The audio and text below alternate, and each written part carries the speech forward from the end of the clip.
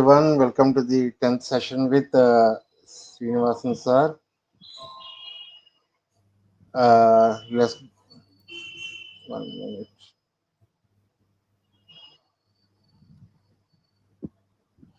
So we don't need a special introduction to this sir. We already know since we have done more than 10 sessions with him. So today's session will be about let me show you the screen. 11 types of theriomorphs, anthropomorphs of Sarasvati-Civilization. So I'm giving it to Srinivasan sir. Over to you, sir. Namaskaram. Namaskar, sir. Saraswati, Ramestubhyam, Hridaye Kamarupini, Karambam Karishyami, Siddhir Bhakti Mesana. Next, please.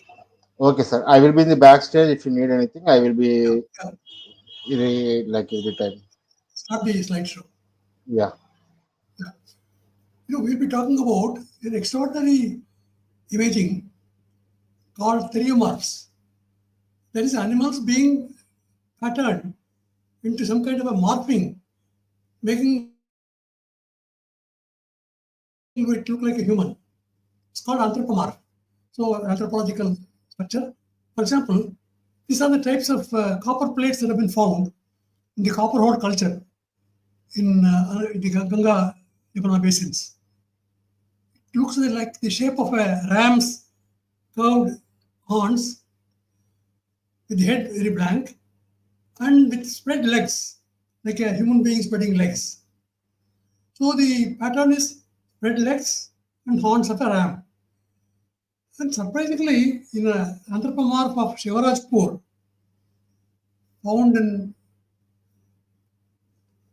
a surface find of 2nd millennium before Common Era, there's also a fish symbol has been inscribed on the chest. So the engraver or the artisan who created this anthropomorph is trying to communicate spread legs, ram's horns, and the fish. So what was the language that he used for conveying these semantics, the meanings? That is the key. So it's a key to decipherment of the cipher or the code adopted by the engravers and scribes who created the Indus script. For example, there is another anthropomorph which is of gold, found in Sinoli, a person like a dance step and with a hat. The typical hat is also seen in other artifacts of Bactria margiana. We also found anthropomorphs, about 8 of them, on a coffin in Sinoli, together with the chariot wheel shown and the chariot remnants. We see these 8 other anthropomorphs. In this anthropomorph, it's like a buffalo horn, and in the middle there is a ficus leaf, and there is a human face. So there seems to be some kind of a messaging system related to the human face, spread legs, horns of a ram, horns of a buffalo. And in one anthropomorph on the copper ore culture, you also find a person lifting up his right hand. Correct. So these are words which would have been meaningful in the language of the speakers of the civilization. There's another anthropomorph that has been found on a seal. It's remarkable. A double eagle is shown and wearing an armor. Fully armed person, fully wrapped with some kind of a shield all over the body. And it's in a flying posture. And of course, there are some seals from Harappa, tablets which show the flying eagle. Now, there's also another anthropomorph that is shown on top of a harpoon of the copper ore culture. So the harpoons have very clear, and they're very large harpoons, and it also has a human face. So this is an anthropomorphic system. Then we also have a system whereby a pectoral is created with an overflowing part. It's also anthropomorphic, where the face is that of a goat, and it has been ligated with a spiny forward thrusting horn. and of course a standard device in front. Then another anthropomorph is shown the double eagle person, human being, and flanked by a boar and a leaping tiger.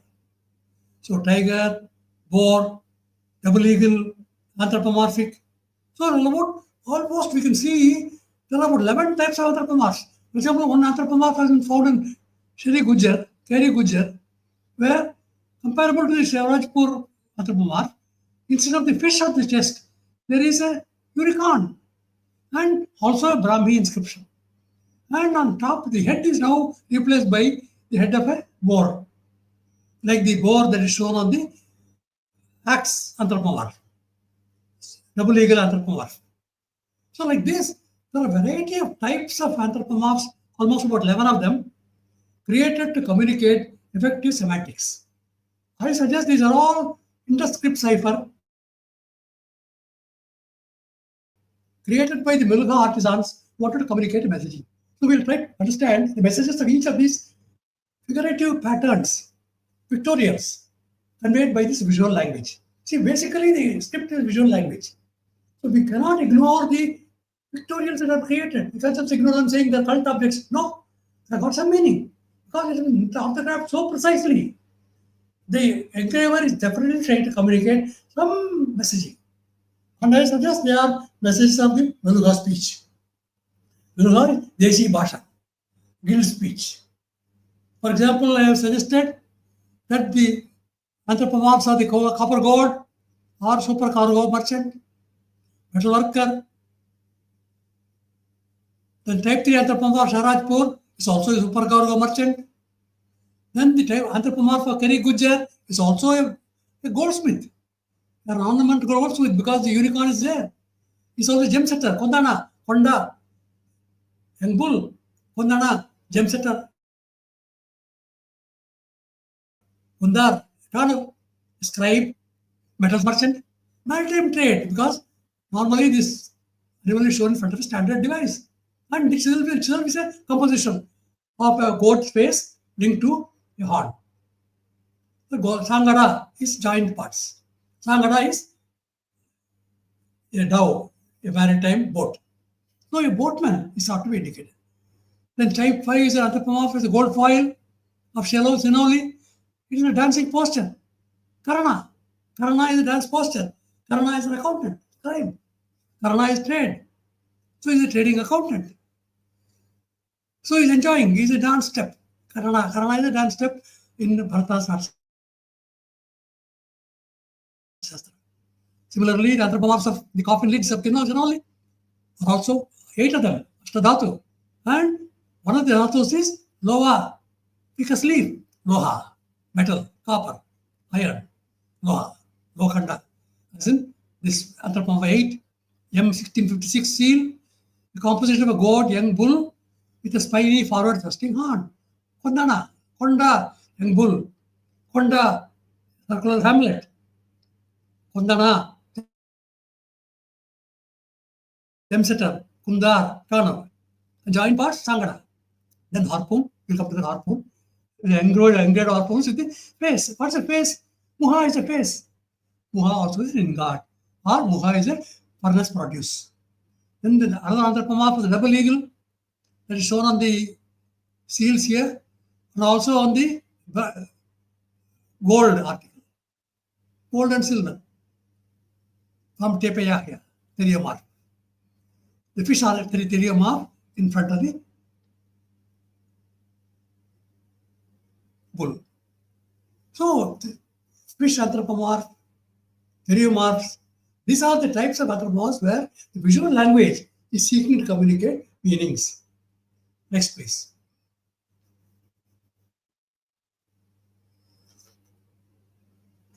Now, let us go through each of these postures or pictorial motifs. We have got a sign called sign 1, which is that of a standing person with spread legs. The dance posture of this gold anthropomorph in Sinoli is a Karana, a dance posture. Kati is a body structure. As on sign 1, Kati is if we wheel right. Karana is a dance step. Kannada similar sounding word also means a scribe. It also means a trade. So Khati, Shatra, it writes from the word Shatra, carver. Carver will write. So sign 1, sign 25. Khati, the stalk, stem or trunk of a plant, stick, land measure, stature, the frame or structure of the body, staff or pole, Kanti Tevne, walk using a stick. Bhushan dictionary in Marathi. So Khati, the frame or structure of the body. So Khati we have seen, it's also a wheelwright. Chatra is a carver, is a cognate word. Chatra reads to Khati. Now the golden anthropomorph is a Karna. Karna is a dance posture. Karna is a scribe. Karna also is trade. It's a trading scribe. He writes something, he's communicating messages, and he's a trader, he's a merchant.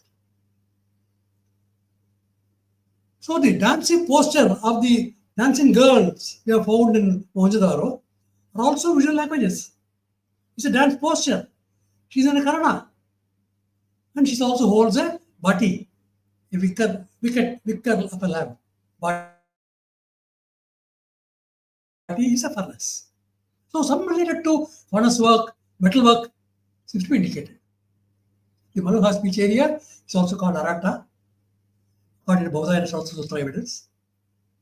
The unique design of the induscript hypertext. Cluster categories of wealth accounting ledgers. They are wealth accounting ledgers, they are trade accounting ledgers. So we have got a system whereby the entire 9,000 inscriptions of civilization are metal work trade glossaries, woodwork trade glossaries, artisan work trade glossaries, smelter work trade glossaries. And very unique sign is that of a comb. Kannada is a comb. Kannada also means a day book. So some kind of an accounting system, some documentation of what trade they are creating to create wealth. This seems to be the beauty of the writing system. So the pronunciation of the word Kati, body structure of sign 1, leads to Chatra, carver, and Kati, wheel write. Kati also is a warrior. Nice place.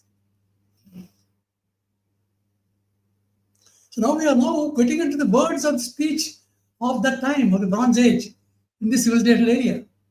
So they believe in one seal we see banyan leaves, in another seal we see an arch with the ficus leaves. What's going on here?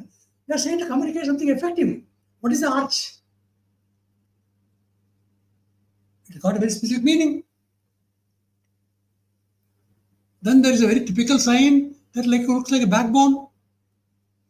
H179 seal of Harappa, following a warrior and also a rim of a pot. Kana is spine. Or Kana means wealth, possession, goods, similar sounding word. No, some kind of wealth accounting is taking place. Then on H1951, it's a maritime cargo of blacksmith, minerals, equipment, smithy, an array of implements. The arch is an array of mand, is an arch, canopy. Mand also means an array of instruments, ornaments. So the ficus glomerata can be Udumbara or can be Lova. Dumburu, ficus glomerata. Lova, ficus glomerata. Loha, metal. Loha, copper. Loha, iron. So we are able to see effective communication of meaning through these visual symbols of the visual language. Aitareya Brahmana of the Rigveda explicitly links the Ashwatha tree people with the Tejas or divine fiery aura and the king of Rajasuya. In Rajasuya, the king drinks the juice of the fruit of Ashwatha and attains its brilliance. That's what the Rigveda Aitareya Brahmana says. So that's incredible documentation is available in our literature and in our text and traditions of the performance of the yajna related to these tutorials. So we cannot treat them in isolation. The whole script corpora have to be seen in the context of the cultural framework and the area in which this evolution took place. Next, please. Now let us go into the more wheel right pictures. and also a person carrying some kind of a weight. Kuti, water carrier. So variations of the sign 15 clearly indicate it is a water carrier. There is a Telugu word, kuti means a water carrier. There is a Sanskrit word, kuti means a smelter. It's a smelter. Sign 15 is a smelter. Kuti, smelter. Kuti, smelter. Then you can also look at the components of this sign 15. It's got a person standing with a body posture, Kati. Kati is a wheelwright. Chhatri is an engraver. And he's working with a furnace. Kati is a trench. It's a fire trench where metal was being melted. So now like this, we have seen that the corner sign 367, how much is a corner? Single sounding word is, next please. Yeah, single sounding word is kanchu, made metal. Kanchu in Telugu.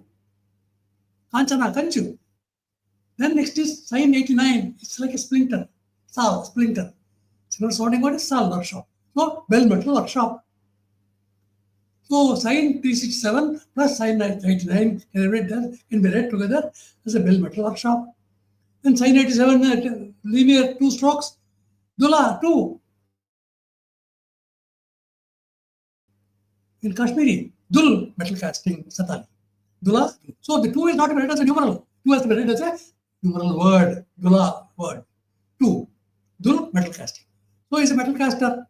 Line 325, locus leaf. Nova, ficus religiosa, Santali, roh, metal, Sanskritam, copper, khanda, in Marathi means iron implements, khanda, khandera, khanda. So, khanda, loa, khanda, iron. Then sign 12, we see in Kuti, woman water carrier, Kuti, smelter, furnace. So now we can very clearly establish some kind of a visual language related to the work of these guild workers, artisans, working with metals, fire workers, as they are during Province Yajna. Dul made is cast iron. Dul is 2. Dul is metal casting, metal cast iron, khanda. Dul merhet in Santali. Beautiful. Next, please.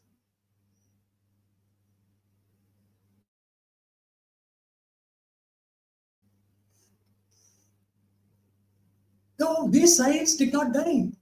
These symbols did not die by 1900 before the Common Era. They continued in the many mints of the country. Here we have the typical humper bull on one side and the sun's rays. Then we got on this side an elephant in front of some kind of a trishulum or something, or some kind of a harpoon or whatever, and inscribed with Brahmi and Karoti script. So the script is a continuum in mints. What are mints? Mints work in metals. They create wealth and create coins later on. So the metalworking tradition of the Sarasvati-Sindhu civilization of the Bronze Age continued into these mints using the same symbols. In fact, thousands of symbols have been documented with your word, the so-called punchmark symbols, which have been incredibly well documented, so precise. They are very small objects, but the precision achieved by the engravers is astonishing. Whether on a copper or lead or silver or gold coins, these recordings are taken place. And why use these symbols? Because that is part of the flora and fauna words of the civilization. So if you create a multilingual dictionary of the Indian languages, as I try to do on the Indian lexicon, with tens of thousands of words, the flora and fauna categories clearly are able to match with these pictorial symbols and corresponding similar sounding words which represent wealth, which represent some activity, life activity. Similar sounding words. This is a Rebus principle. For example, elephant is Iba, the elephant. Similar sounding word is Ib, lion. And Ibbo, they say Namamala of Abhisandra, is a merchant. Similarly, the humper bull is a Zebu. Pola is a Zebu. Pola is a magnetite ferrite ore. Later on, Polodo becomes steel. Then the sun's rays are arca. Similar sound is arca, copper, gold.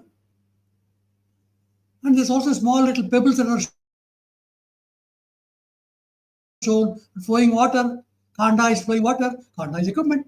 The pebble is goti, round stone pebble. Similar sounding word is goti, lump of silver. Or it could also be udumbara, copper. Udumbara is ficus leaf, udumbara is copper. So ficus leaf is somehow linked to either in Santali loha or udumbara in Sanskritam, both for ficus leaf and copper. So some linkage exists between the Mahadeva of Udumbara and these coins and the locust leaf, the ficus leaf that's shown on the induscript and copper mark. Next please. Now look at this. Here is a seal from the Indus civilization, M1105. We see the beautiful dewlap of the Zebu bull, and there is a tiny thorn that is shown as part of the dewlap. What is this thorn? They're being shown here. Kannada. Kantalu is a thorn. Kantali. Kantal means maritime. A maritime trade is going on here. On a dhow. On a double canoe. Then what is it saying? Circle with spokes. Sark, potter's wheel in Pashto language. Arka, copper gold. Or Ara, spokes. Ara, brass. Arakota. Then the two short strokes. Sal, splinter. Sal, workshop. So Arka, copper gold, workshop. And then there's the arch. Manda we have seen. Arch is a manda or a canopy. Manda is ornaments. Array of instruments, implement. So an array of instruments are being created and they become the manifest, cargo manifest. An array, maritime cargo. An array of copper gold ornaments. And also magnetite gold is indicated by the Zebu bull on seal M1105. Mandava, canopy. Mand, array of instruments. Sark, potter's wheel. Array in Gondi is also potter's wheel. Similar sounding word, Arka, gold, copper. Ara, Arakota, brass. So bronze, metal, Arka. So some kind of a link exists between the reverse principle that is used in the cipher and the words of the Desi artisans and seafaring merchants, which are available from our lexicons of all languages of our country. They can pull together and look at the variation that takes place in pronunciation. Kani, Kan, Kanre, Kanti, Kantia, Kantio, Tani. So there can be slight variations that take place depending on the fine differences between Assamese and Nepali or Marathi. Miss Marathi, S is Sindhi, Kandiru, Tani. Meaning is Tani. But words may slightly change. That is a typical characteristic of Meluha. Pronunciation is pronunciation. Variations in pronunciation. So if you are able to pin down these variations and try to arrive at possibly the old forms, but not reconstruct it. They are good enough for explanation. They cognate to Kanti. Kanti is the stature of a person. Kanti is a wheelwright. Kanti is a carver. Chatra, carver. So Sanskritam might have made it very sophisticated in terms of meaning structures embedded in the phonemics of the expressions. But the Meluhar, Pali, Prakrit, Malayalam, Telugu might have just used them as spoken words, speech. So what we are attempting to do in this decipherment process is to reconstruct the Meluhar speech. The speech of the guilds or the artisans and seafaring merchants. That's what is attempted here. Next please. Now we can pull them together. The dewlap of the Zebu, the canopied circle with spokes, the canopies showing ficus leaves and also banyan leaves, and a person standing in a canopy, some kind of a decorative structure where he stands. And that person also is known, we know. He is a Kula. He is a headman of a guild. He is a Mandari. He is a furnace. Mandari is a village headman. So we can have banyan leaves, which are vata. or bata, banyan.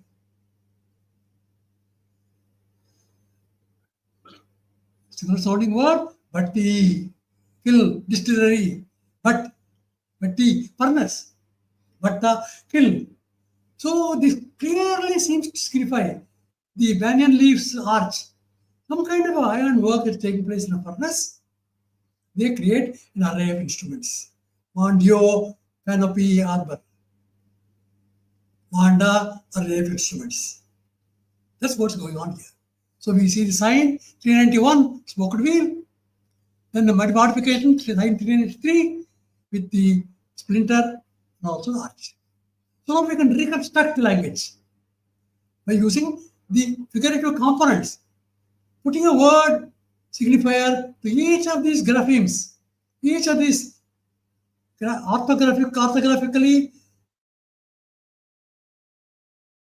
precisely indicated shapes of thought, arbor, canopy thought, spoked wheel thought, or a potter's wheel thought, the splinter thought. Like this, we create words. So the word used by these artisans can help us to match with the pictorials. So we can reconstruct the visual language, we can decipher the visual language, which is Meluha. And Meluha is mentioned in a number of Akkadian texts and all that. So Meluha is not only a speech, Meluha also is a region. Meluha is a speaker, Meluha is a merchant. Next, please.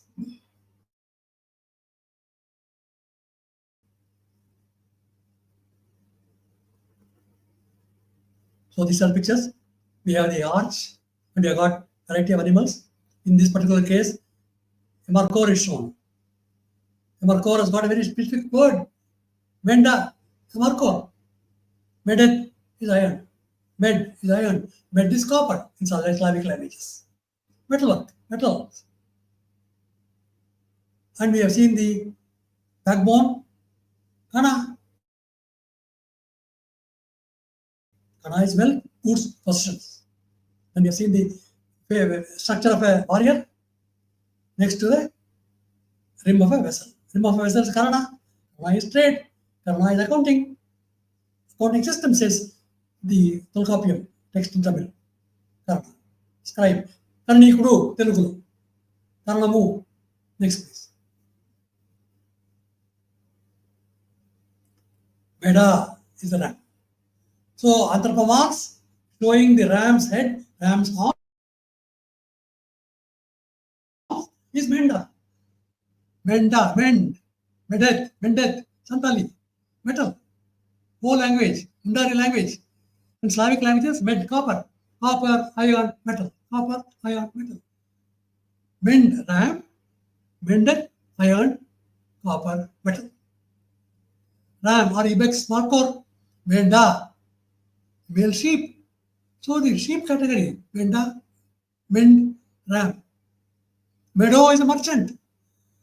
Deshiramamala. Menda is a ironwork. So he is a merchant dealing with iron articles. Fish, Anthropomorph, Kola fish. Kolhe is a smelter. Kol working in iron. Muha face. Anthropomorph. Muha is face. Muha is in God or Muha quantity of metal produced at one time in native smelting furnace. Santali. Manda, harbor canopy, similar sounding word mand, array of instruments, manda, workshop, warehouse in Konkani. So when you see the arbor or canopy, you clearly see relationship to the array of instruments, the warehouse where its articles are kept, or workshop where its articles are kept.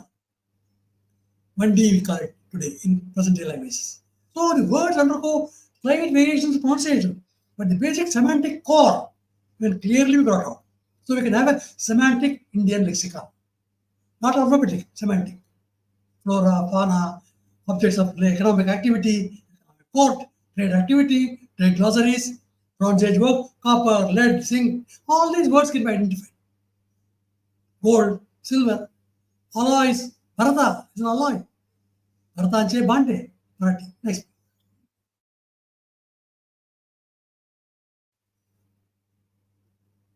What to do? In Telugu is goldsmith. Pattar. In Tamil is goldsmith guild. Bata, furnace.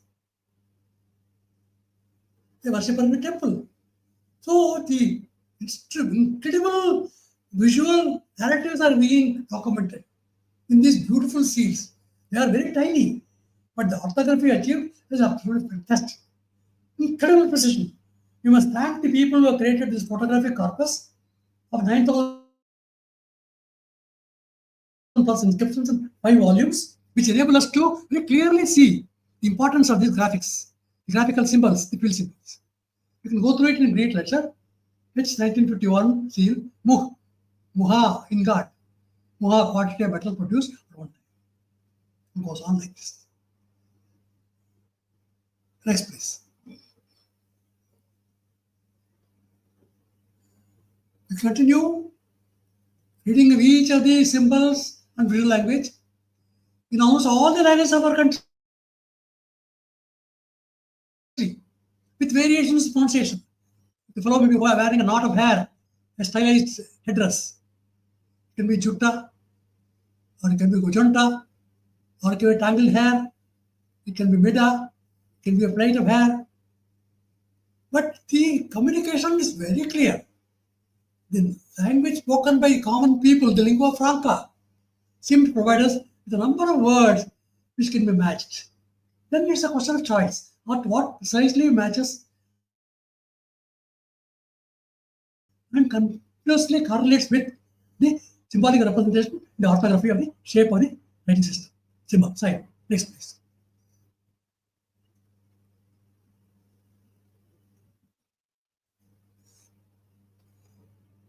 Juta, the top knot, jutti, jota. Sutika, sutki is an instrument of stone splitters. It's a tutti hammer, chutti. So somehow the effective instrumental work that was evolved is also getting indicated in these glossaries. So we have incredible glossary of Indian language words which match with these symbols and have corresponding similar sounding words or homonyms, the Rebus principle, which indicate life activity and the instrument that they created to work with these materials, creating materials. They are very beautiful skills in work in motion. Next, please.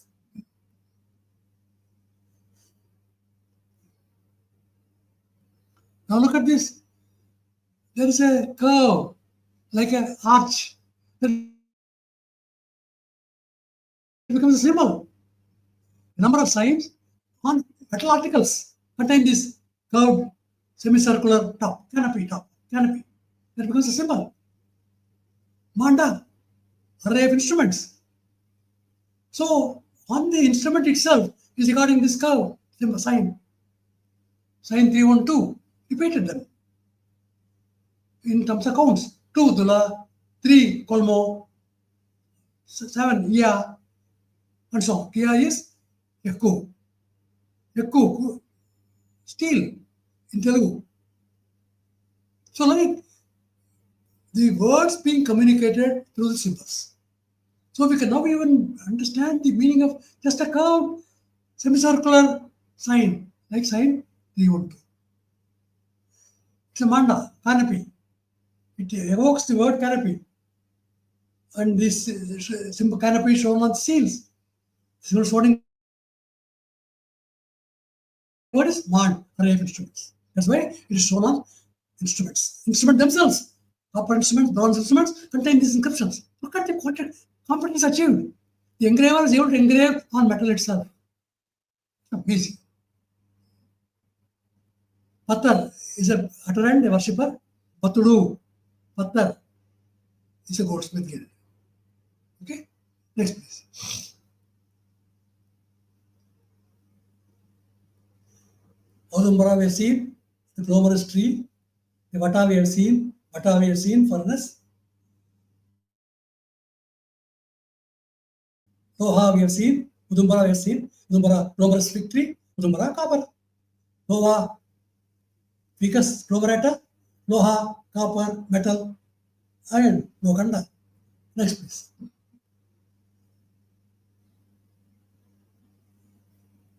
So Manda, again let us come back to that. We have to very clearly establish that the Yajna which regards these metaphors. Prajapati is a self. They draw the cup, they produce that self office. So they are relating the cup in which these materials are gathered together.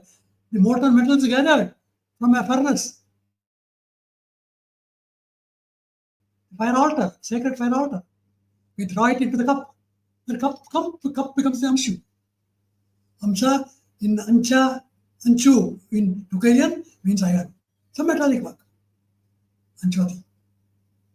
So it has the Udumbara wood. Udumbara wood vessel seems to signify some kind of a copper work that's going on in Prajapati. Next please.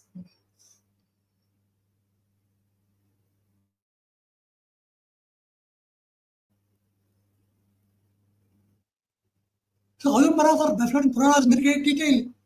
Udumbara is seen is a ficus glomerata. Udumbara is seen is copper. So they describe in metaphorical terms of people who are at work in the Puranas. A number of people mentioned in northern India as Udumbaras or Udumbara. And Udumbaras have produced beautiful coins. So the Udumbara tradition related to ficus glomerata and Udumbara tradition which is related to Udumbara copper seems to signify that these Udumbaras are metal workers. There are Udumbara mints producing these old coins. There are a number of coins of Udumbara coins that have been produced in the historical periods. Maybe if you do more digging, you'll find them even in the earlier dates in all over India. Next, please. So we can come back to anthropomorph. The Shri Gujar Rampa anthropomorph has been found in a very clear archaeological context of Keri Gujar, where the Brahmi inscription is superimposed on the old structure of the anthropomorph. So the Brahmi inscription gives us a clue as to what exactly is meant by this Manjita word used in the Brahmi. Manjita is a boatman. Manji is a boat, cargo boat. So it's a boatman. The boatman's assembly. He's a goldsmith. Tadaga. So Manjul and Manjul, who visited the fine spot, discovered a huge archaeological mound on which the bottom village of Keri Gujar was situated. The mound was 14 meters high and spread over 1 kilometer. Ceramics of the late Harappan, late historical periods and early medieval periods were recovered through the explorations. Manjul and Manjul attribute this theriomorph of this anthropomorphic beautiful seal with Brahmi script to the late Harappan horizon this side. It's the foundation of a house in a village called Keri Gujar in Sonepat, district in Haryana. The house itself rests on an ancient mound. It has been not been fully excavated. The object is about 2 kilograms weight, has dimensions of 30 by 28. Keri Gujar theriomorph. What a stunner. So even though it has not been provenance and dated to 2500 BCE, this seems to encapsulate an entire tradition of visual language of the induscript, enshrined in this beautiful anthropomorph. It has also got a solid Rosetta stone of a Brahmi inscription. It refers to Manjita. Manjita is a boatman. Tadaga is a goldsmith. Boatman, goldsmith. Next, please.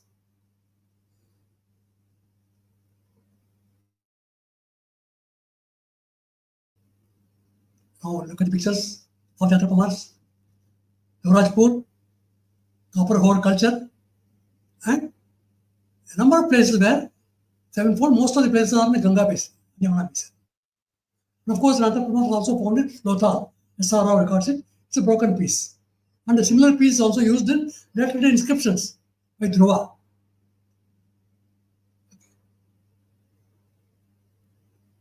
Karavela also used that. Anthropomorph is a signature tune of the copper ore culture. 20s of such anthropomorphs have been found. So they were like an artisan carrying it to say, okay, this is my trade, this is my profession, this is my competence. I work in copper, I work in metal, I do metal casting. Next, please. And the harpoons are found. Previous, please. These are the area. These are the types of anthropomorphs that have been found, archaeological finds. Next, please. This is the geographical zone in which these ochre colored pottery area called the copper ore culture area, where these articles have been found. Look at the extensive area that's covered. It is very close to Rakigadi. So Rakigadi was the transshipment point.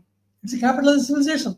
And that links up both the Yamuna Ganga and the Sarasvati-Sindhu flows, which flow westward, Ganga Yamuna flow eastwards. But the link is Rakigadi. I call Rakigadi the capital of the civilization, a transshipment point between two great river systems. Next, please.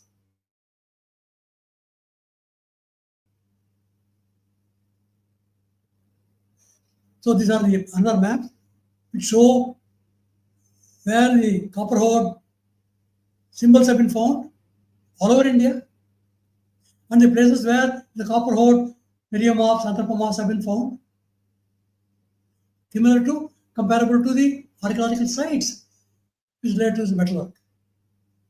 Copper ore. Copper ores also contain a number of later day coins. Next, please.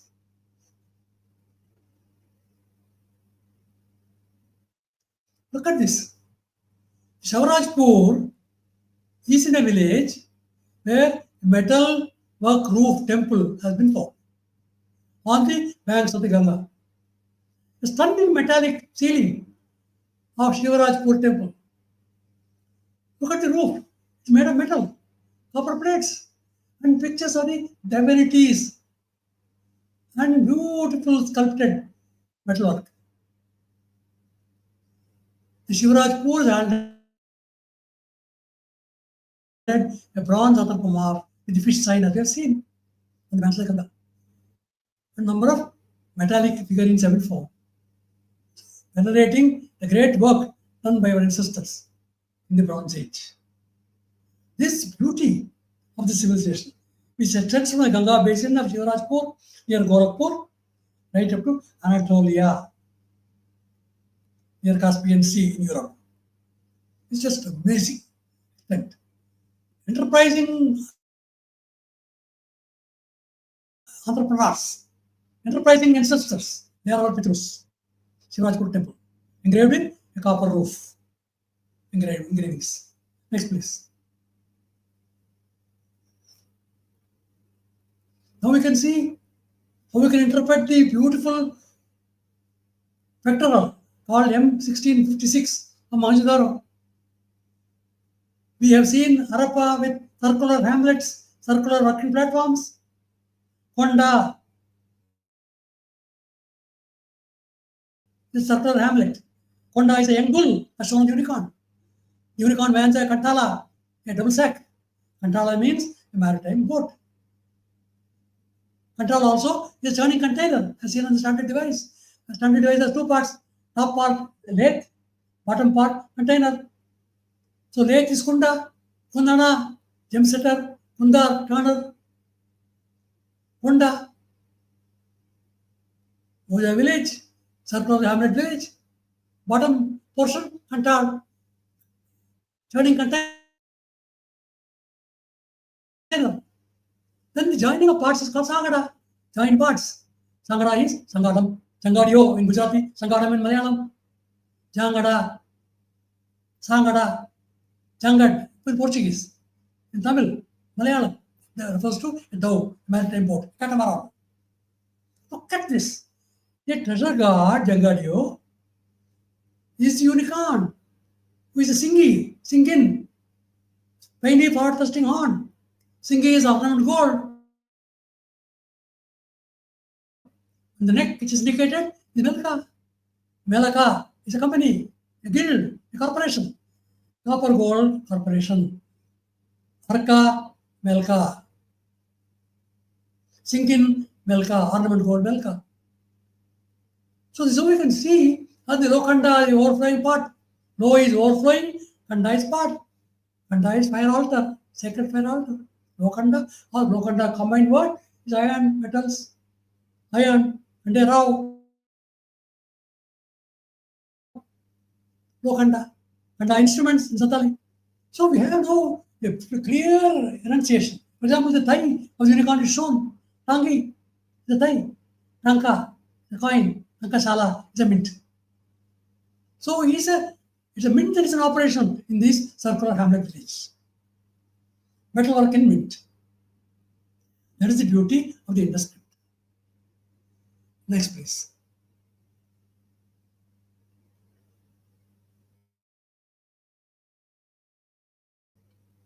Harpoons, 7th. What is this harpoon? Vijay Kumar has done a stunning documentation and he has clearly dated these harpoons to 2500 before Common Era, which is coterminous with the Sarasvati-Sindhu civilization. Look at the size of the harpoon, which he is holding in both the hands. Astonishing. And these harpoons contain a human face, muha. Among the finds are a variety of copper weapons, spears, swords, axes, chisels, and anthropomorphic harpoons. This is the hallmark of the culture. These artifacts showcase advanced metalworking of the time, as the people of the ochre-colored pottery culture practice a unique technique of casting copper and shaping it with precision through hammers to make them as steels and weapons with sharp edges. They are the artisans, artificers of metalwork. Next, please.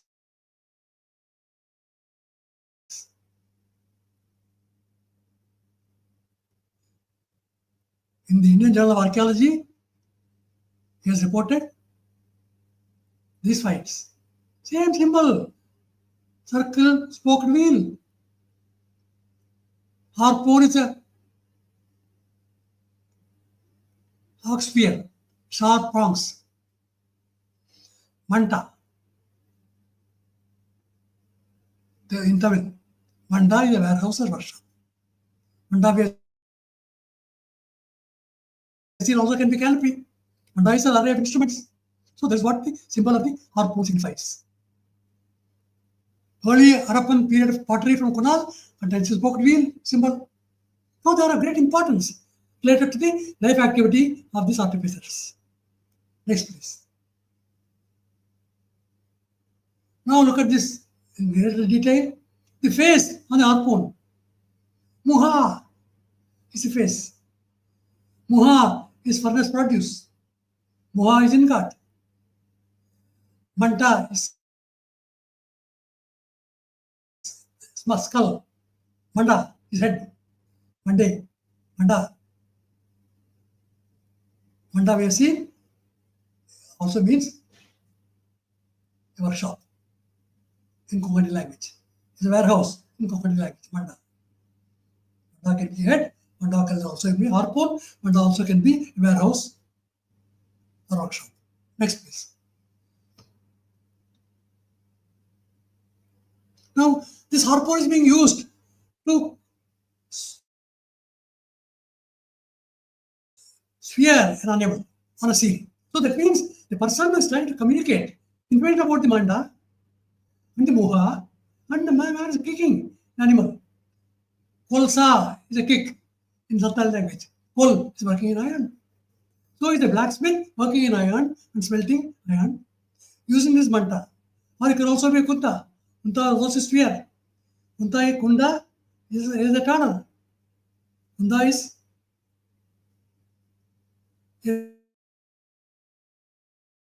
lathe. Kundana is gem setting. Kunda is a turner. So we can speculate. And what is the animal being speared? Harana, it's a wild buffalo or a wild bison. Similar sounding words, Harana, smithy and forge. So some smithy and work activity producing these weapons and working at smelters of coal seem to be indicated by these pictorial narratives.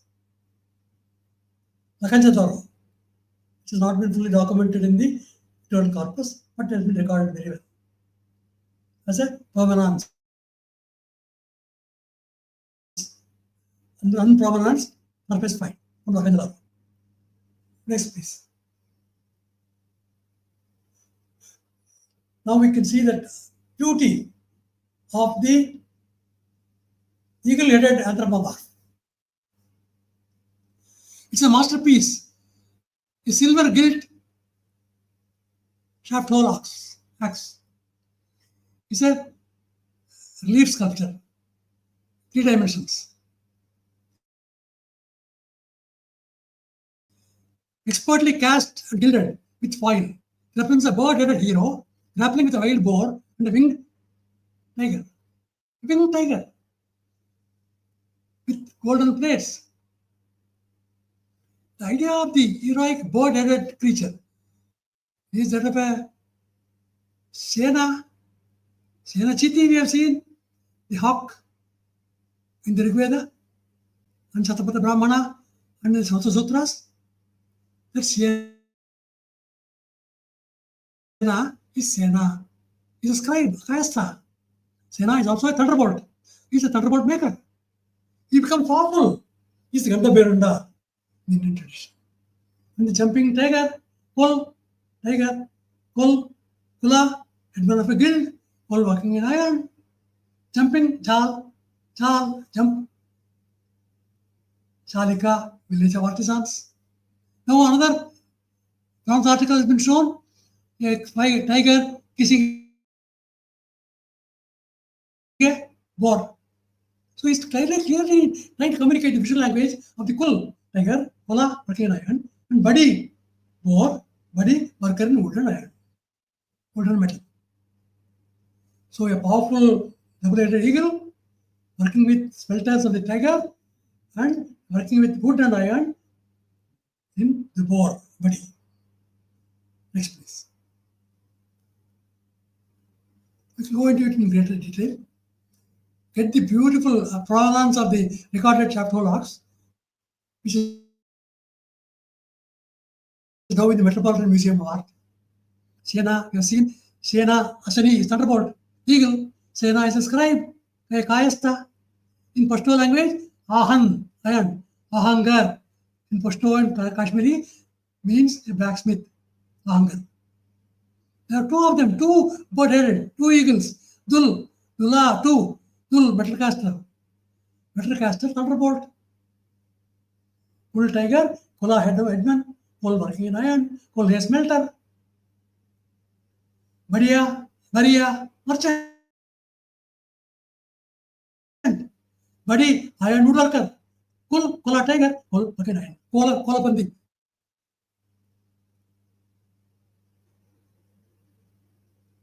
Next, please. Ceremonial axe. It's ceremonial. Not an axe to be used for cutting wood. It indicated very clearly a respectful, sacred symbolism of the language of the Wilhelms. Buddy, boar. Buddy, a merchant. Buddy, iron woodworker. Is it clear? Next, please.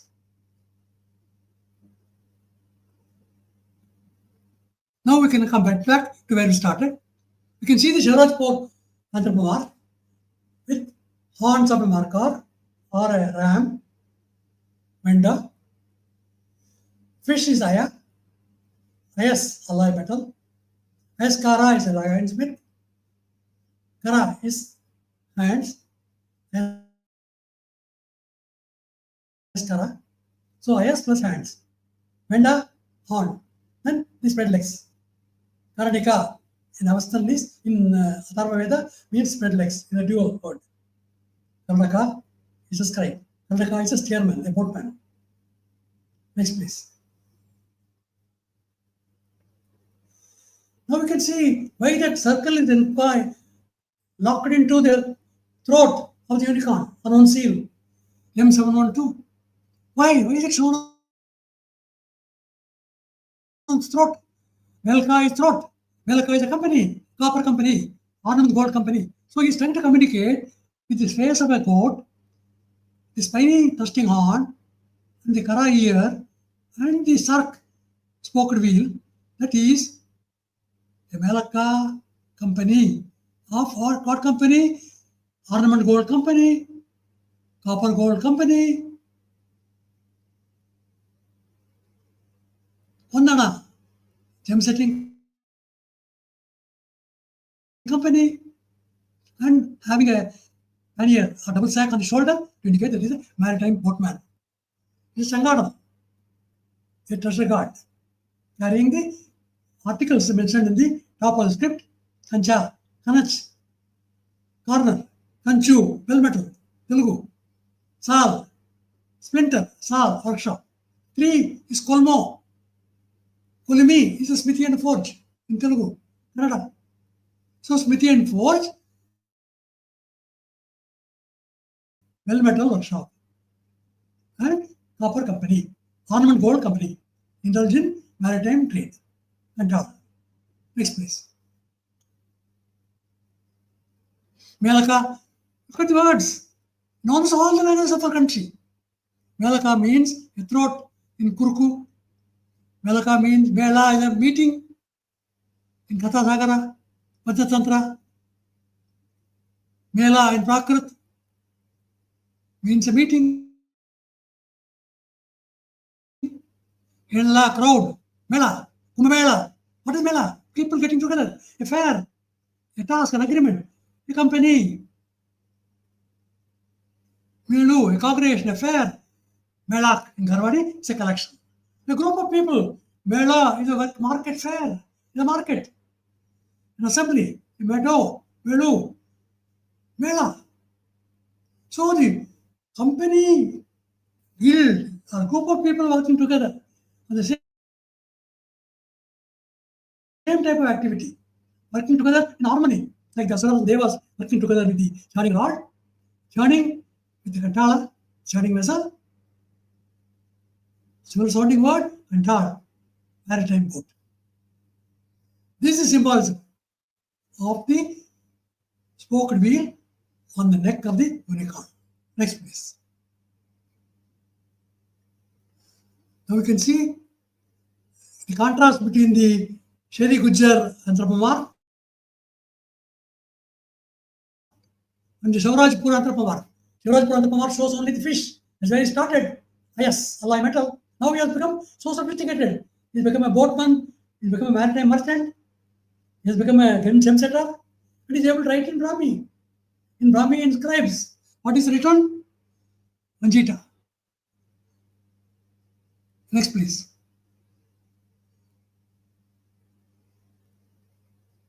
Now we can look back. The anthropomorphs are shown on the coffin of the Sinoli, and the detailed picture showing the horn and the ficus leaf.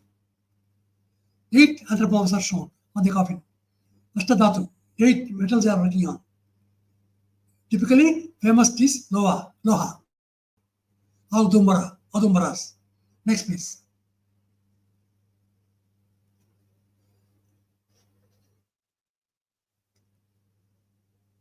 Majita Tadia.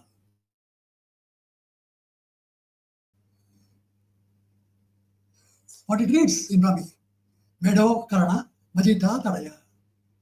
Ornament gold, circular body hamlet gilt, metals merchant, carpenter, supercargo, boatman. The Sahara metals. That's the beauty of the accounting system. It's not as now been enshrined in a Brahmi script. We don't know the date of the Brahmi script. Could be 6th century. We don't know when it was recorded. But the fact is, the Brahmi script has been superimposed on induscript field symbols. Induscript anthropomorph of the Copperhood culture. Copperhood culture dates back to 2500 before Common Era. Co-terminus with the Sarasvati-Sindhu civilization. They are not different. They are in Ganga basin, they are only in Sindhu basin, Saraswati basin, but they were working together. Because copper was coming from K3 mines to Akigadi, tin was coming from Mekong Delta, from the east into Bharat as traders. Zinc was available in the Zawar mines. So copper plus zinc produced brass, copper plus bronze, copper plus tin produced bronze. So brass workers, bronze workers, copper workers.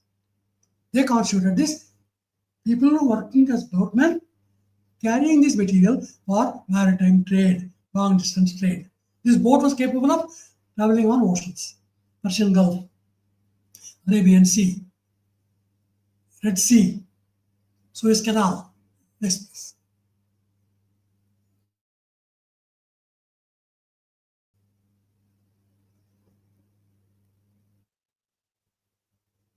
So you can see very clearly the unicorn that is shown on the chest of this Keri Gujar anthropomorph is a Konda, young bull. You were surrounding what Konda? This is Arpan Hamlet village, like the one we have seen in Harappa. Series of them on the street. It had a canopy as a hut to protect them from heat. So we see only today the platforms of made of brick. Beautiful circular platforms. They were Kunda working with fine gold, Tingin working with ornament gold, and Kondana gem city. Next, please. So they are boatmen, carpenters, Majita. So let us look at the Vedic script completely.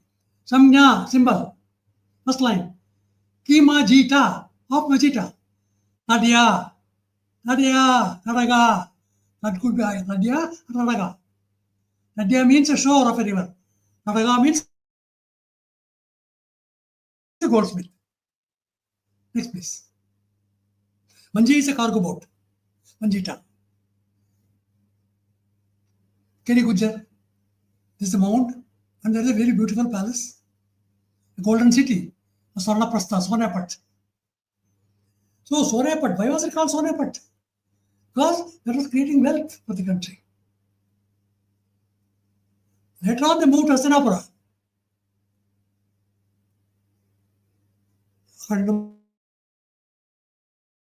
Mahabharata. Next, please. Hasandi is the old capital of Kurus. Sukha said Sonaprastha, Sonapat, Jambudvipa. Sri Sukha says, O king, some people describe 8 minor subcontinents attached to Jambudvipa. They are said to have been created by the sons of Sagara, who excavated the earth on all sides in their search for the sacrificial horse. They are as follows: Sonaprastha,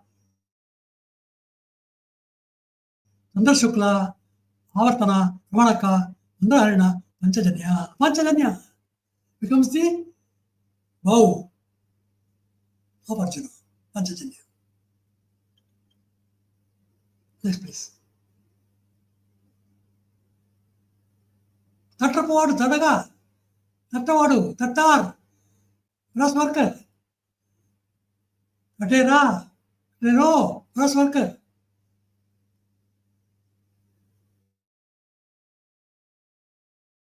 Tatta, brass.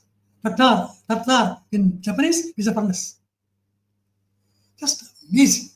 The way the words have been retained over millennia in the language of our country.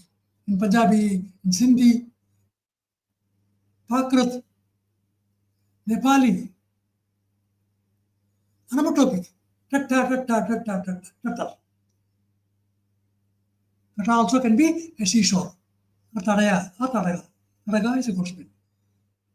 Tattan. Tattan in Tamil. Tattavadu. Next, please. Tatrapadu, Telugu.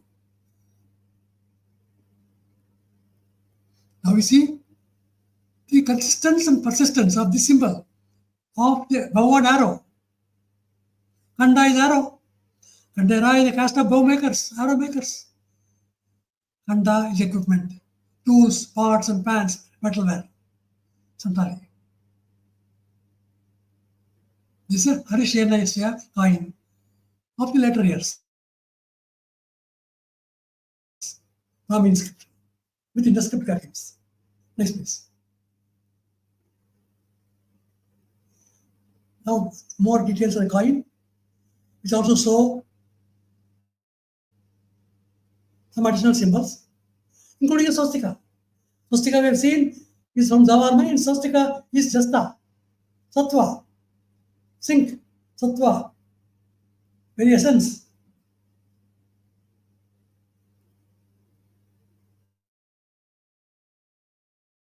Sattva is zinc. Sattva is a swastika symbol. Next, please.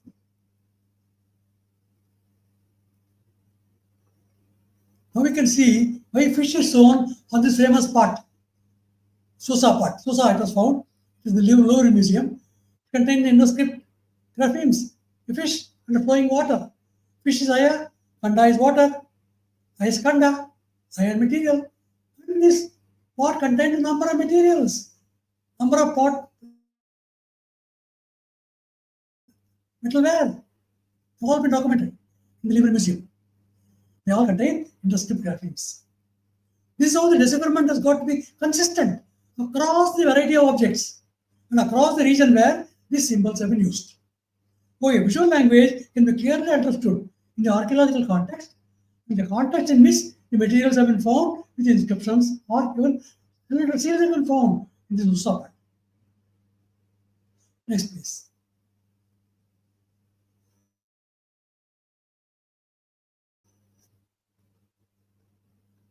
Look at this. Incredible amount of material have been found in this one pot. This pot is a signifier with the painting on top of the inscription from the royal city of Susa. The ancient Near Eastern treasures now in the Louvre Museum. They were also exhibited in the Metropolitan Museum of Art. It's contained in the beautiful book by Johann Horowitz and others, Florence Olivier, François Talon, 1992. Next, please. Susa pot. Famous pot.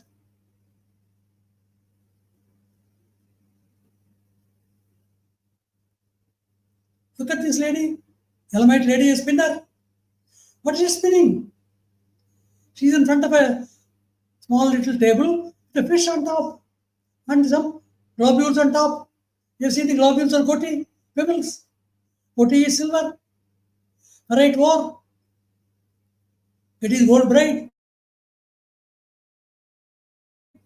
Aya is fish. Aya is alloy metal. Another stool, Kanda stool, under furnace. Who is a spinner? Kati is a spinner. Kati is a wheelwright. Chatra.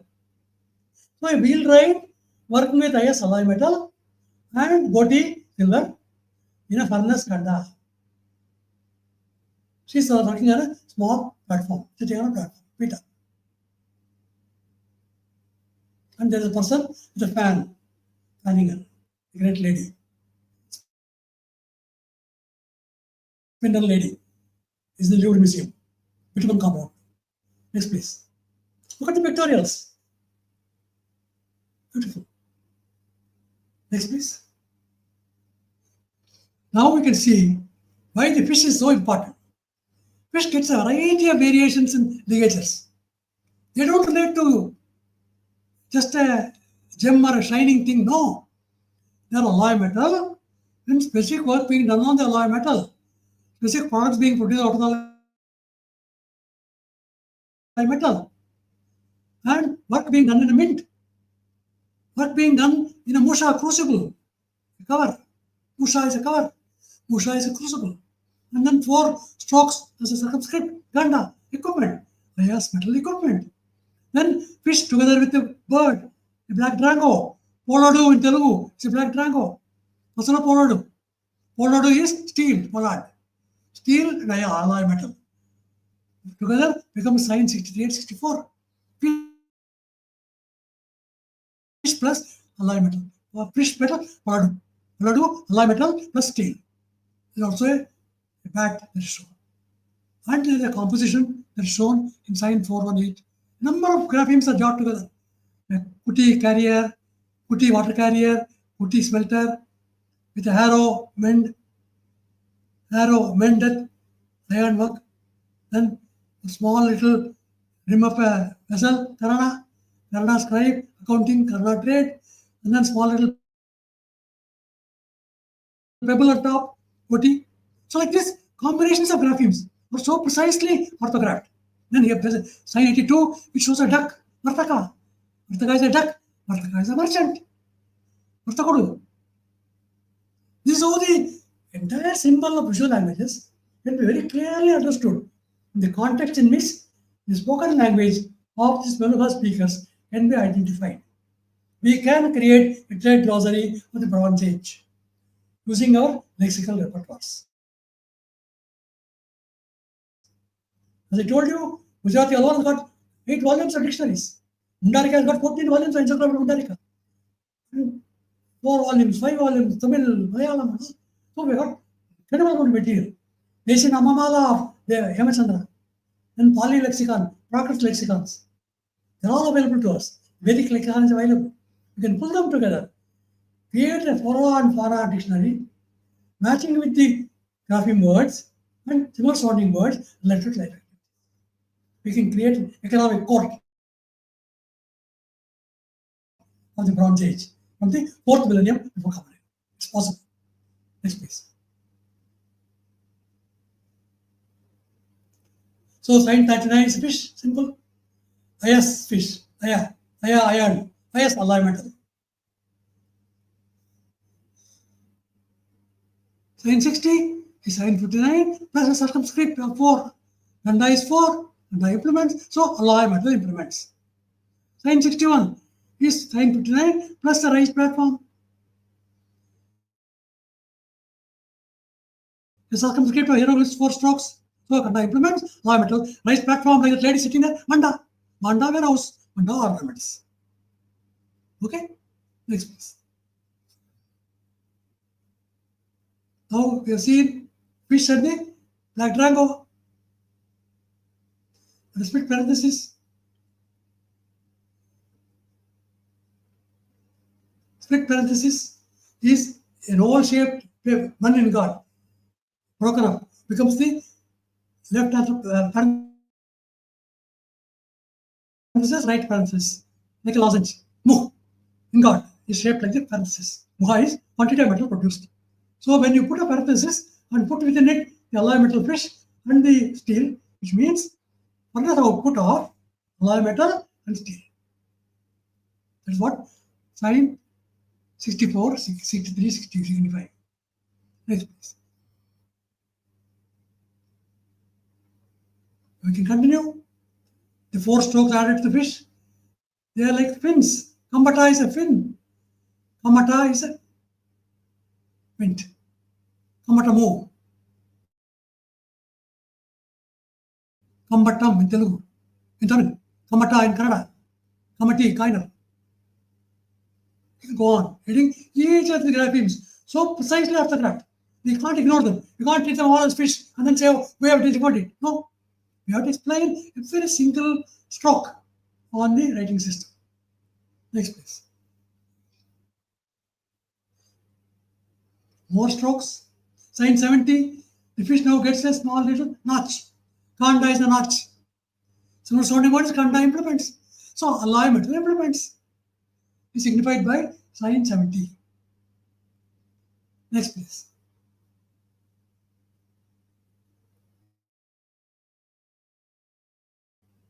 Then more.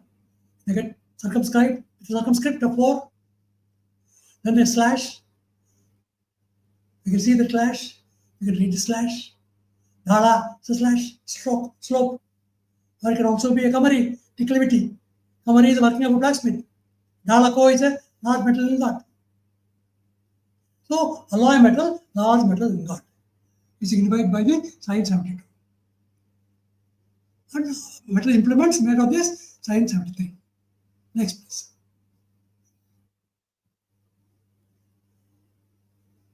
Continue like this. The lid of a pot, that inverted V sign, is Musa. Musha is a crucible. Crucible ingots, crucible steel being produced. Musha. Crucible. So, crucible furnace. Black Drango, Poladu in Telugu. Pollard. Pollard. Steel. Look at the words in variety of languages all over Europe, including Persian. Poladi, Poladi, Pollard, Pollard, Bollard, Fulad. Same. Great steel coming from Bharat. Iron workers of Bharat, steel workers of Bharat, producing these articles. Pollard, Persian. Bolad, Russian. This is a famous word indicating the product coming out of Bharat, making Bharat the richest nation on the globe at that point of time. 33% of the world GDP was contributed by these artisans of the Sarasvati-Sindhu civilization. Next, please. Now we can go through that. Black Drango, Polodu, has got a wing now, Kamba, Kamata, mint. So, black metal, steel, mint, with a wing, Kamba. Now, within the parenthesis, only the Polodu is shown. Polodu within the ingot. So, steel, metal, ingot. Moha ingot, furnace produce. Look at the steel button, crucible steel button. It's like a one ingot shape. This steel button can be hammered to create a sword. So we create the Damascus sword, the Ukku sword, the famous Ukku sword from Andhra Pradesh. The beauty. That's Polodo sits on top, on the back of the zebu, on a pot. Beautiful. Potolo Poligado. So that takes away the insects on the body of the bull. He's a friend of the bull. It's a protector of the bull. And it fights against demon eagle. Very fiery bird. Polodo. With a identifier, you got a split tail. Split tail Polodo. Okay? The picture of the Polodo is shown. Polodo on top of zebu is shown. Zebu, Pola. Polodo, Black Drango. Pola, Zebu, Polodo, Black Drango. Pola and Polodo together. Pola, magnetite ore, Polodo, steel. So magnetite ore, steel. This is the product, artificial competence described so beautifully in the pictorial language of the induscript. Visual language. Next, please.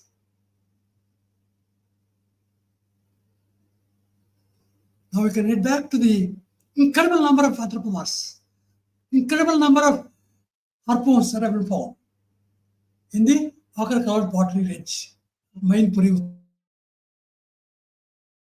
Uttar Pradesh. How come? The Ganga basin was co-terminus with the Saraswati civilization. The civilization was flourishing all over the country. All our gold fields were supplying gold. The southern parts of the country were supplying iron ore. Orissa, Dharwad, Karur, Shivagalai, Tamil Nadu, Achita,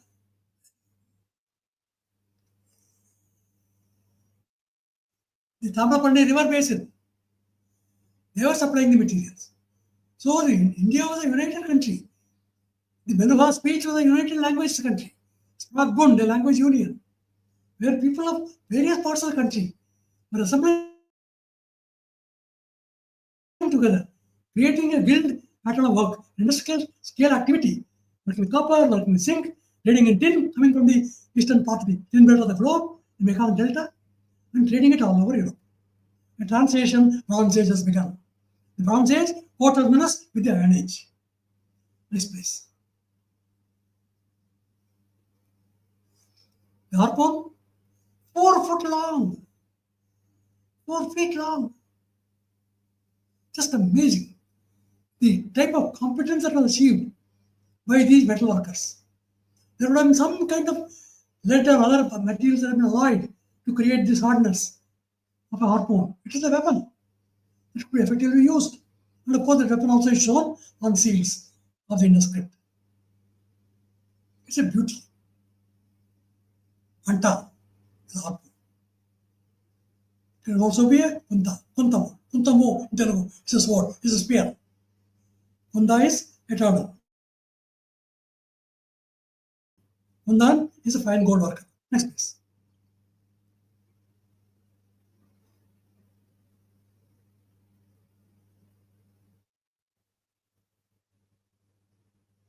Now we can see the importance of this great warrior. Becomes his only symbol on this anthropomorphic representation of a ladder encircled by 6 heads of different types of animals with different types of ligatures. One is a bison bull, Another is a unicorn. The third is the bull with the zebu horns. The fourth one is a tiger. The fifth and sixth notes are not very clear. You can make a guess. They could be either elephant or they could be a boar. But the common feature is that person standing there, the warrior. Who is the warrior? You've seen before. Kati, Chatra, wheelwright, carver, or the person working with a picker's leaf, Udumbara, the Udumbara warrior, Rova, Aloha warrior, Lohakara, a hired worker, working with different resources. And what is that symbol of the staircase?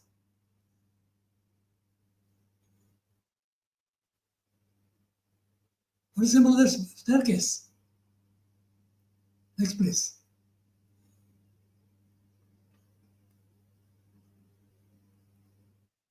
A sangad.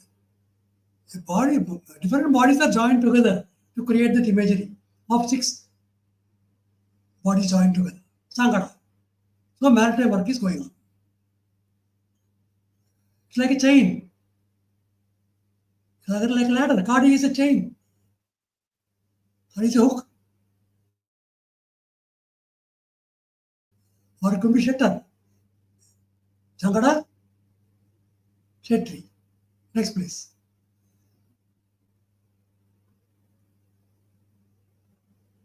Six animal protoms. And this warrior.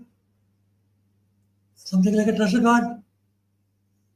And with a cow, with a kuti, a pupil of the eye, kuti, smelter, cow, kutila, katil, bronze. Next, please.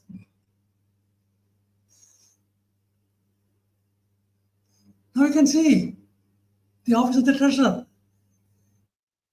The 6 animals can be identified. Young bull, Konda, jump setter, Bharata, crystallized, Reka, goat, Vilaku, copper, bull, tiger, bull working in iron. If it is an antelope, it is Ranko, Rainor. If it's a wild buffalo, Arana, Rango buffalo, Arana Smiti. Or it could be Rango, Spitter, Pewter, Rango buffalo. Next, please.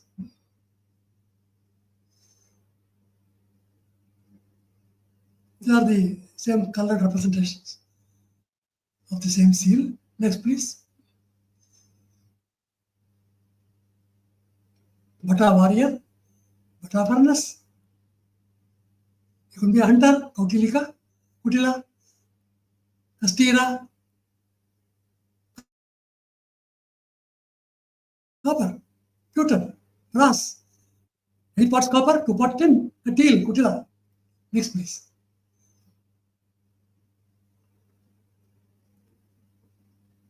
So you can see some both black and white and color images. Next, please.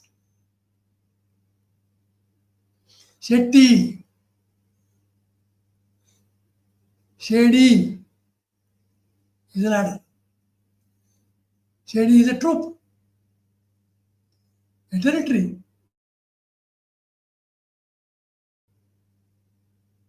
Shetty is ladder. Shetty is a merchant. Shrestha, the guild merchant, guild man. The guild master. Shetty Grahapa Kaga Avapati. So the office of a treasurer, a wholesale merchant, Shetty. Shetty. Shetty is ladder. So ladder thinks of the 6 protons. Next, please. Same type of 6 animal heads joined together in the Dilmun seal. Got this beautiful signifier of the dotted circle and 3 lines. Kulma is the 3 lines. Kulmi is Mithi Forge. Next, please. Again and again, fish eye, circle with a dot. It's like a fish eye, Kana. Kana is like a drop. Kana is position. And this particular seals in the shape of a fish. We have got an arrow symbol. Can't, arrow, Kanda implements. Bata rimless pot, Bata furnace, Bata iron. Then 3 linear strokes, column 3, column smithy, and forge. Dal slanted slope, Dala coin got, IS iron, IS alloy metal. Next please. Now just this is a bow with a fish and arrow, or a fish with 4 circumscript. Same, various ways of representing same as Kanda. Kanda is 4, Kanda is implements, as Kanda. Aya is fish, Ayas is iron, alloy metal. Kanda is arrow, Kanda is implements, as Kanda. Then Pala. Poli, Julak. Poli Verti, you met the chapatis.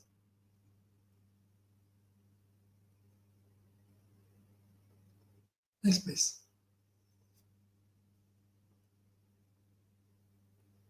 And the beautiful way the script elaboration takes place. Look at this Kalibangan seal. K51.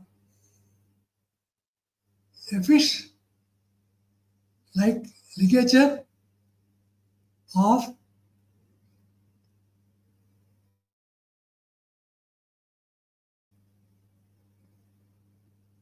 Shetty. So the beautiful symbolism is added to a fish or a loop. So it's creating an expression using these component words. We'll try to unravel each of these components and see what exactly is sought to signify. The Sheshtin is a squirrel, a palm squirrel. That's the image. Sheshtin is a guild master. Guild master ligated with a mint, the 2 compartments, and a ear, Kara. Sheshtin Kara. Sheshtin Kamata. Ayo Kamata. Sheshtin Ayo Kamata. Next please.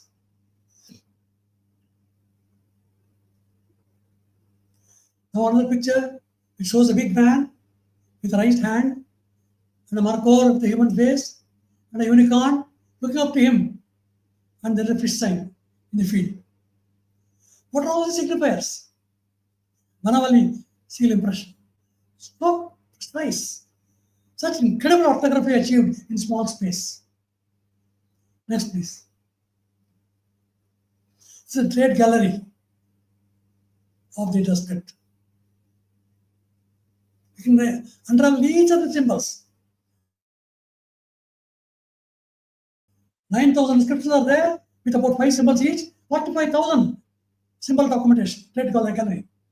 It can be pinned down in the context of the Bronze Age using our language repertoire. Even 2 heads joined together and a fish are shown on top, a standard device in front, or even a monkey in front. You can all unravel them. Next please.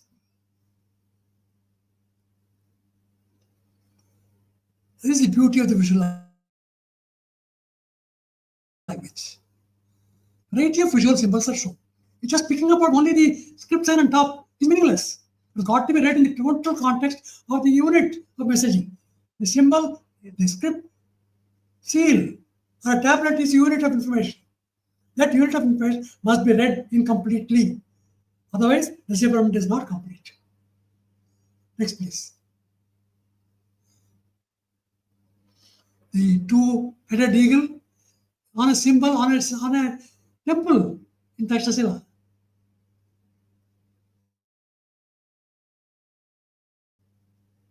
On an Anatolian Sphinx gate, and of course on a bronze ritual object, gold tinted, silver tinted object. Next please. Ahangar, the 2-headed fish, 2-headed eagle with flying, and is carrying 2 hares or rabbits. The rabbit is a typical Indus symbol. Kara is a rabbit. car is a blacksmith. So the blacksmith is being carried by this ironsmith, the worker, Sena, the thunderbolt. The man who was making a weapon is carrying along the blacksmith and creating a new powerful economic court. Next, please.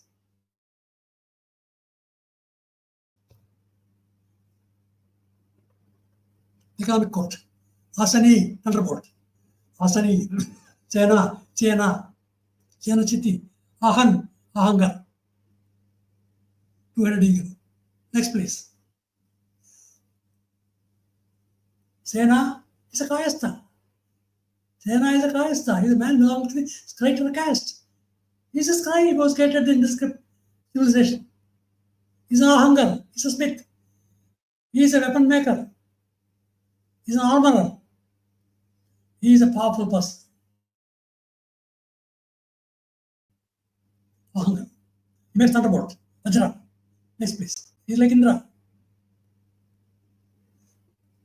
Ahangar. Seal. With the twist. The twist is very clearly readable. Mendi is like a rope being twisted, or like a lady twisting her hairstyle into a pigtail with 3 strands. Mendi, next please.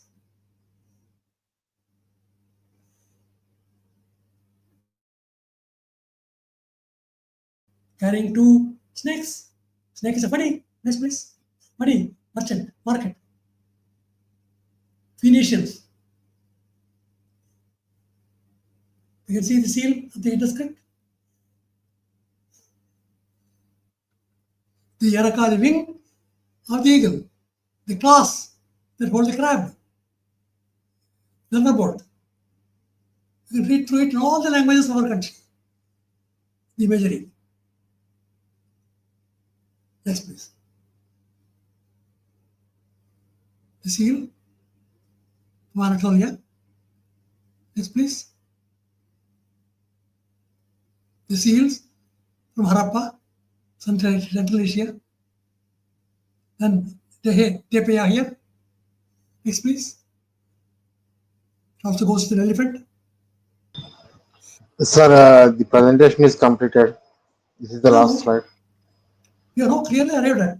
Any summarization we can make that here is a system of writing, an accounting system, a documentation system of the artificer's competence recorded in documents.